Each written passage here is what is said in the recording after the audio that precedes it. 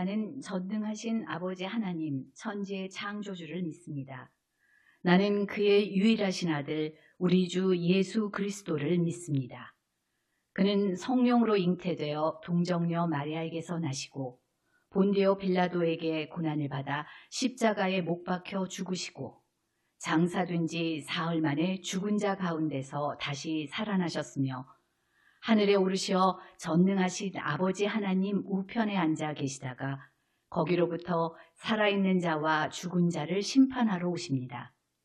나는 성령을 믿으며 거룩한 공교회와 성도의 교제와 죄를 용서받는 것과 몸의 부활과 영생을 믿습니다. 아멘.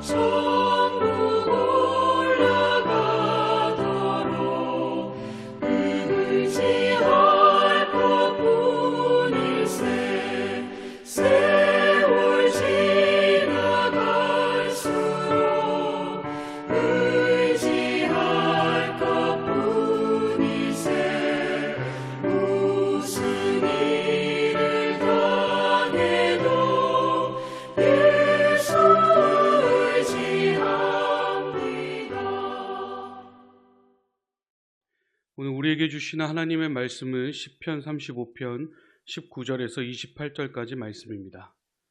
부당하게 나의 원수된 자가 나로 말미암아 기뻐하지 못하게 하시며 까닭없이 나를 미워하는 자들이 서로 눈짓하지 못하게 하소서. 무릇 그들은 화평을 말하지 아니하고 오히려 평안히 땅에 사는 자들을 거짓말로 모략하며 또 그들이 나를 향하여 입을 크게 벌리고 하하 우리가 목격하였다 하나이다. 여호와여, 주께서 이를 보셨사오니 잠잠하지 마옵소서. 주여, 나를 멀리하지 마옵소서. 나의 하나님, 나의 주여, 떨치고 깨셔서 나를 공판하시며 나의 송사를 다스리소서. 여호와 나의 하나님이여, 주의 공의대로 나를 판단하사 그들이 나로 말미암아 기뻐하지 못하게 하소서. 그들이 마음속으로 이르기를 소원을 성취하였다 하지 못하게 하시며 우리가 그를 삼켰다 말하지 못하게 하소서. 나의 재난을 기뻐하는 자들이 함께 부끄러워 낭패를 당하게 하시며 나를 향하여 스스로 뽐내는 자들이 수치와 욕을 당하게 하소서. 나의 의를 즐거워하는 자들이 기꺼이 노래 부르고 즐거워하게 하시며 그의 종의 평안함을 기뻐하시는 여호와는 위대하시다 하는 말을 그들이 항상 말하게 하소서. 나의 혀가 주의 의를 말하며 종일토록 주를 찬송하리이다. 아멘. 여러분, 혹시 살면서 억울한 일을 당해보신 적이 있으십니까? 열심히 성실하게 살았는데 누군가 이유 없이 미워하고 험담을 퍼뜨릴 때가 있습니다. 때로는 가까운 사람에게서 상처를 받기도 하고 이유 없는 비난 때문에 사람들 앞에서 얼굴을 들기가 힘들 때도 있습니다. 성경 속 시편 기자 다윗도 똑같은 상황을 겪었습니다. 그는 하나님을 믿고 의롭게 살고자 했지만 이유 없이 미움받고 거짓 비난을 당했습니다. 시편 35편은 바로 그 억울한 상황 속에서 하나님께 드린 기도입니다. 1절부터 18절까지를 보면 다윗은 원수들이 자신을 공격하는 상황을 하나님께 낱낱이 고백합니다. 그는 직접 보복하거나 맞대응하지는 않았습니다. 대신 하나님 앞에 나아가 주님, 제 편이 되어 주십시오. 저들을 막아 주십시오라고 기도했습니다. 하나님만이 억울한 상황을 바로잡아 주실 수 있다고 믿었기 때문입니다. 오늘 우리가 함께 볼 본문은 19절부터 28절까지입니다. 여기서 다윗은 세 가지로 기도합니다. 억울한 상황을 하나님께 아뢰며 하나님의 공의를 간구하고 마지막에는 찬양으로 나아갑니다. 이 말씀을 통해 우리도 억울할 때 어떻게 하나님께 나아가야 할지 함께 살펴보겠습니다. 19절을 보시면 다윗은 까닭 없이 나를 미워하는 자들이 나로 말미암아 기뻐하지 못하게 하소서라고 기도합니다. 여기서 중요한 말은 까닭 없이라는 말입니다. 다시 말하면 내가 특별히 잘못한 것도 없는데 미움받고 억울한 일을 당하는 상황이라는 것입니다. 억울함이라는 것은 사람의 마음을 가장 크게 흔드는 감정 중에 하나입니다. 만약 내가 분명히 잘못해서 꾸중을 듣는다면 받아들일 수 있습니다. 그런데 아무 이유도 없는데 사람들이 오해하고 욕하고 심지어 넘어지는 모습을 즐기기까지 한다면 여러분, 그 마음이 얼마나 무너지겠습니까? 다윗이 당한 상황이 바로 이것입니다. 원수들이 그의 실패를 기다리며 손뼉치고 넘어지는 모습에 하하거리면서 조롱합니다. 여기서 하하라는 표현은 단순한 감탄사가 아닙니다. 남이 실패할 때 속으로는 얼마나 기쁜지 입 밖으로 그 기쁨을 터뜨리는 모습입니다. 여러분, 이런 사람을 혹시 주위에서 보신 적이 있으십니까?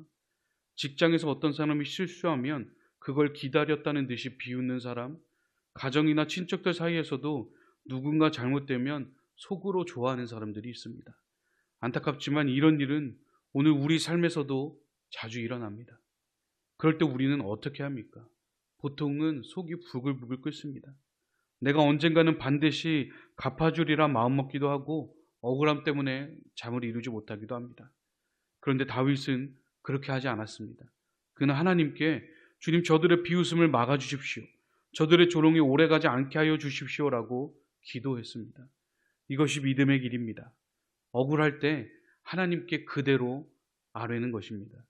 참지 못해 원수와 싸우는 것도 아니고 그냥 참고 덮어두는 것도 아닙니다. 오히려 하나님께 있는 그대로 말씀드리는 것입니다. 이것이 믿음의 기도입니다. 우리는 흔히 신앙인은 무조건 참고 아무 말도 하지 말아야 한다라고 생각합니다. 그러나 성경은 그렇게 말하지 않습니다. 억울하면 억울하다고 하나님께 기도하라는 것입니다. 억울한 감정을 눌러 담기만 하면 내 마음이 병이 듭니다. 그러나 그 감정을 하나님께 올려드리면 기도가 되고 하나님께서 그 마음을 만져주십니다. 마치 어린아이가 억울한 일을 당했을 때 엄마 아빠에게 달려와 울며 말하는 것과 같습니다. 아이는 그 상황을 해결할 능력이 없습니다. 그러나 부모에게 말하는 순간 마음은 풀어지고 위로를 받습니다. 우리도 그렇습니다. 다 해결할 힘이 없어도 하나님께 그대로 아뢰면 마음이 풀어지고 회복이 시작됩니다. 여러분 혹시 지금 억울한 상황에 계십니까? 누군가 이유 없이 나를 미워하고 내 마음을 짓밟고 내 인생을 비웃는 것 같습니까? 그렇다면 오늘 다윗처럼 기도하시기 바랍니다. 주님, 제 마음이 너무 억울합니다. 제게 은혜를 베풀어 주십시오라고 하나님께 그대로 말씀하시기 바랍니다. 그것이 억울할 때 믿음으로 드리는 첫 번째 기도입니다. 다음으로 22절, 23절에서 다윗은 이렇게 기도합니다. 여호와여, 주께서 이를 보셨사오니 잠잠하지 마옵소서. 주여, 나를 멀리하지 마옵소서. 나의 하나님, 나의 주여, 떨치고 깨셔서 나를 공판하시며 나의 송사를 다스리소서. 다윗은 지금 당장의 억울함을 풀어달라고만 기도하지 않습니다. 그는 하나님이 끝내 공의롭게 심판하실 것을 바라봅니다. 그가 의지한 것은 세상의 재판관이 아니라 하나님의 심판대였습니다. 우리는 흔히 지금 눈앞에 보이는 결과로 모든 것을 판단합니다. 지금 내가 억울해 보이고 지금 악인이 잘 되는 것 같으면 정말 모든 것이 끝난 것처럼 느낍니다. 그러나 성경은 분명히 말합니다. 인생은 중간 평가로만 끝나지 않습니다. 마지막 최종 평가가 있다는 것입니다. 다윗이 이 믿음을 가졌기에 버틸 수 있었습니다. 시편 73편 16절 17절에서는 이렇게 고백합니다. 내가 어쩌면 이를 알까 하여 생각한즉 그것이 내게 심한 고통이 되었더니 하나님의 성소에 들어갈 때에야 그들의 종말을 내가 깨달았나이다. 즉 마지막은 하나님이 정하신다라는 것입니다. 지금 눈앞에 억울한 상황, 지금 보이는 악인의 번영에 너무 마음을 빼앗기지 마시기 바랍니다. 왜냐하면 하나님은 마지막에 반드시 모든 것을 공의롭게 심판하실 것이기 때문입니다. 이 믿음이 우리를 지켜줍니다. 직장에서 억울할 때도, 사람들에게 오해를 받을 때도, 가정에서 힘겨울 때도 하나님께서 마지막에 옳고 그름을 가려주신다라는 믿음이 있으면 흔들리지 않습니다. 혹시 지금 억울한 자리에 계십니까? 그렇다면 다윗처럼 기도하시기 바랍니다. 주님, 지금은 제가 약해 보이고 억울해 보이지만 마지막에 주님께서 판결해 주실 줄 믿습니다 라고 기도하시기 바랍니다. 이것이 억울한 상황 속에서도 하나님의 심판을 바라보면서 주님을 바라보는 두 번째 기도입니다. 마지막으로 27절, 28절에서 다윗은 이렇게 고백합니다. 나의 의를 즐거워하는 자들이 기꺼이 노래 부르고 즐거워하게 하시며 그의 종의 평안함을 기뻐하시는 여호와는 위대하시다 하는 말을 그들이 항상 말하게 하소서. 나의 혀가 주의 의를 말하며 종일토록 주를 찬송하리이다. 놀라운 것은 아직 상황이 해결되지 않았는데도 다윗은 찬양을 맹세한다라는 것입니다. 그는 미래에 하나님이 구원하실 것을 바라보고 미리 찬양합니다. 믿음의 사람은 현실뿐만 아니라 미래를 바라보면서 삽니다. 지금은 눈물 나지만 마지막에는 찬양할 날이 올 것을 믿습니다. 지금은 사람들이 비웃어도 마지막에는 하나님이 웃게 하실 것을 믿는 것입니다. 그래서 믿음의 사람은 오늘도 찬양할 수 있습니다. 찬양은 단순한 노래가 아닙니다. 찬양은 믿음의 고백입니다. 하나님, 저는 아직 문제 속에 있지만 하나님의 구원을 믿습니다. 그래서 지금도 찬양합니다 라고 드리는 고백입니다. 그럼 이것이 믿음의 고백이자 믿음의 찬양입니다.